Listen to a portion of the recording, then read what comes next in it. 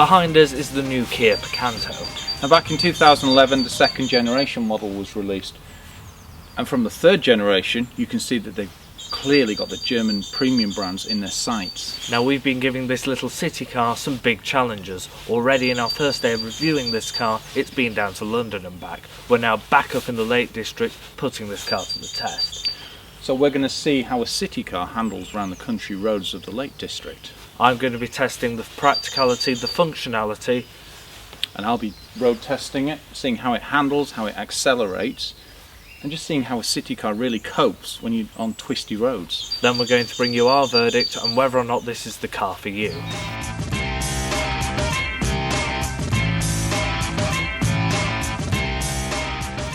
Stepping inside the Picanto, we have the GT-Line. That means you get these two-tone faux leather seats, there's these inserts on the doors, there's stainless steel pedals, a stitched leather-wrapped steering wheel, some leather around the gear gaiter, and overall everything's very well screwed together in here. There are some hard plastics, but they are a nicer grade of hard plastic. Everything just feels nice and premium for a city car. When it comes to equipment on this car, you've got all-round electric windows, you've also got power door mirrors, however they don't fold in when you lock the car, that is a little bit strange. There is also controls on the steering wheel, a little display between the dials, and there's also Bluetooth on the radio. Now an option we would opt for is the 7-inch touchscreen with Android Auto and Apple CarPlay. You also get sat-nav, so that's well worth considering.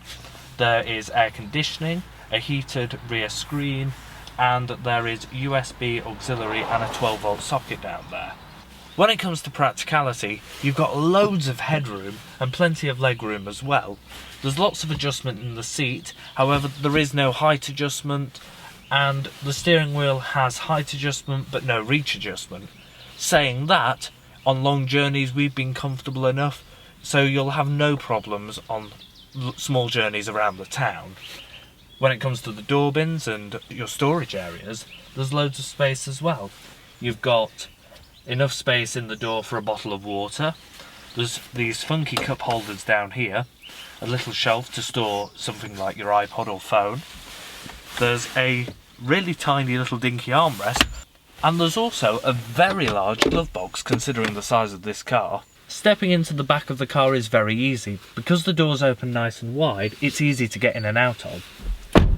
Now the GT line that we've got here has got these tinted rear windows, however it's not too bad because the opening is nice and wide. Now somebody who's 6 foot tall like myself, it is a little bit of a squeeze back here, but saying that, for shorter adults and children it wouldn't be a problem back here. You can fit 2 people no problem at all, however 3 it might be a bit of a squeeze. Now because this is a city car there is no storage back here, however you do get ISOFIX points and side airbags here. Stepping round to the boot of the Kia Picanto, you're met with a class-leading boot size, 255 litres to be exact. 60/40 folding rear seats, you lay those flat and you get just over 1,000 litres of space. You've also got tether points, and you've got this boot floor which is ridged. You get a suitcase in there, size-wise. You've got quite a big load lip, but you expect that.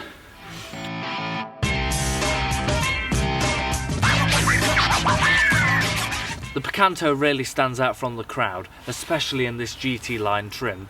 The sporty front bumper with wider grille and air intakes make the car just that little bit wider. The Picanto has a very sporty appearance, especially in this GT line trim. There's lots of chromes, there's lots of gloss plastics.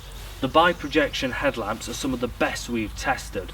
There's also LED daytime running lights, fog lights, and emergency autonomous braking.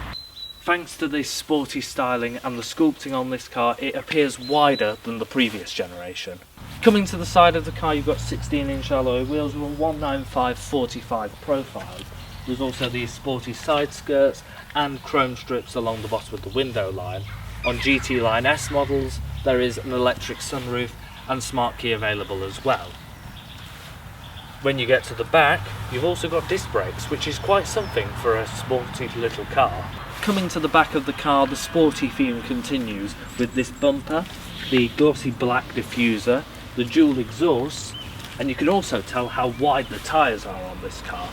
On GT-Line S models, you also get a rear view camera. There's also a shark fin aerial, and you can tell this is a GT-Line by the little emblem there. And you're also reminded, of course, 7-year warranty on all Kias.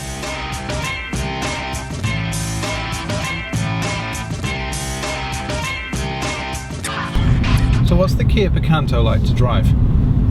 You might think, because it's a little city car, that the only place it would be at home is in the likes of London, Leeds or Manchester. But when you get one into the countryside, it's quite an experience. You expect there to be very little power, and you expect to have something that feels flimsy, and it really doesn't. It's a very well-defined car. You've got a 1250 engine, and that's double overhead cam, so it's quite nippy. It's also very responsive. I mean, it'll pull 0 to 60 in about 11.6 seconds. But getting to 40, that's when you'll notice it. Handling wise, it's very smooth, it's very responsive. I mean, admittedly, if you hit, say, a craterous, if that's even a word, pothole, you will feel a bang, but you kind of expect it. Plus it's on 16-inch wheels with 45 profile tyres. As I mentioned, you've got the 1250 injection engine, but if that's not enough, you can get a 1 litre turbo as well, and that'll give you 99 brake horsepower. But this is ample. It's got enough power to pull you along the motorway safely at a decent speed. One thing we did notice on the motorway is it's extremely stable, even passing 40-foot wagons. There's no blowback on the car, and it handles exceptionally well. It's very, very stable. The gearbox is extremely smooth. It would benefit from a 6th gear, but because it's a city car, the likelihood of you know, cruising along at, say, 70 miles an hour is going to be minimum. And the one thing you expect out of this city car is extremely easy manoeuvrability, and it's great. I mean, you can get parking sensors, but in all honesty, you don't really need them. You pull this into a car park, you can turn it around and literally a sixpence. It's very spacious for its size and class. I mean, we travel to London in it, and then back. I'm 6'3", and as you can see, I might look like Mr. Incredible to a point, you know, like this, but it's very comfortable. And you've got very clear dials, so you can see exactly what your car's doing. You've got a little fuel computer in the middle as well, which will give you range and a few other stats.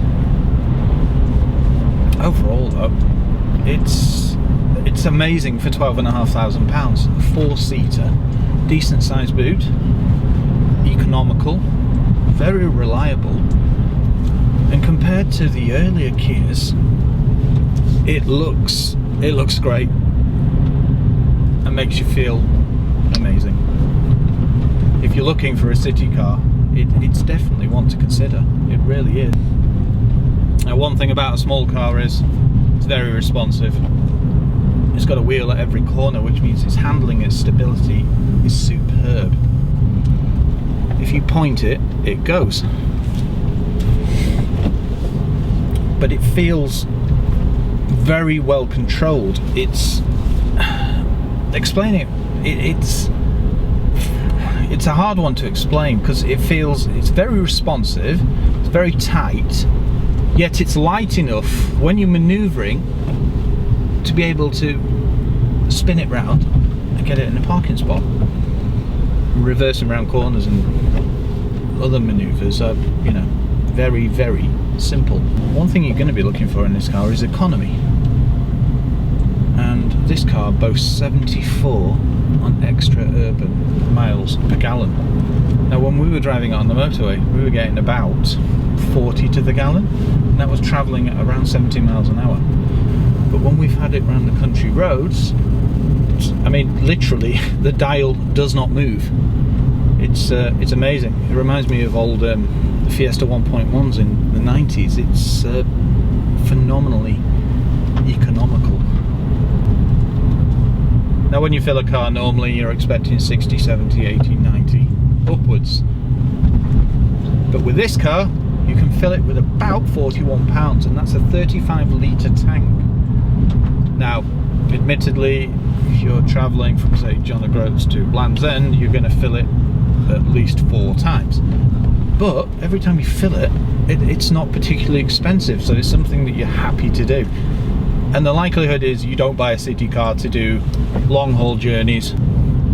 So when you combine acceleration, performance, economy, braking, the size of the car, the manoeuvrability, and the 12,500 price, and a 7-year warranty, you've got to look at the Kia Picanto GT-Line.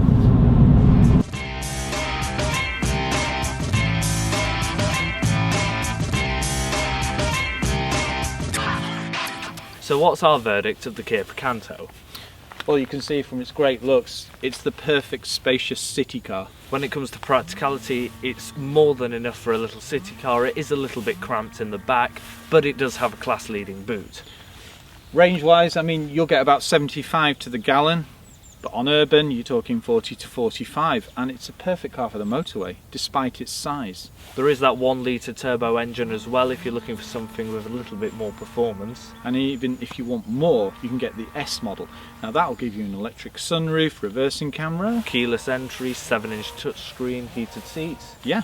So it's very, very well equipped considering the class of car it is. Overall, it is a great little city car, spacious and economical and reliable. And of course you've got to remember that 7-year warranty.